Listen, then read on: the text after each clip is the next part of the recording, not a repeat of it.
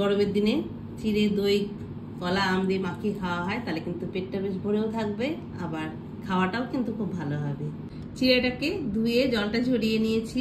দই চিড়ের জন্য দই নিয়ে নিয়েছি, আম নিয়েছি আর কলা নিয়েছি। দই চিড়ে খাওয়ার যে স্পেশাল জিনিস মিষ্টি, সেটাও আমি নিয়েছি। এখানে আমার ঘরে যে মিষ্টিগুলো ছিল সেগুলো নিয়েই বসেছি। নিয়ে নিচ্ছি চিড়ে। চিড়েটা বেশ জল দিয়ে ধোয়ার পর ঝরঝরে হয়ে গেছে, সুন্দর। নিয়ে নিচ্ছি আম, কুচো করে নিয়েছি আম, দিয়ে দিচ্ছি কলা। এবার চিড়ে মাখার যে আসল জিনিস সেই টক দইটাও আমি দিয়ে দিচ্ছি। দিচ্ছি সামান্য একটু লবণ, বরফি দিয়ে দিচ্ছি।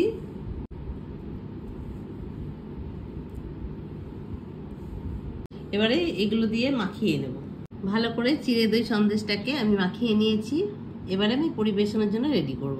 চিড়ে দই মাখা আমার একদম রেডি।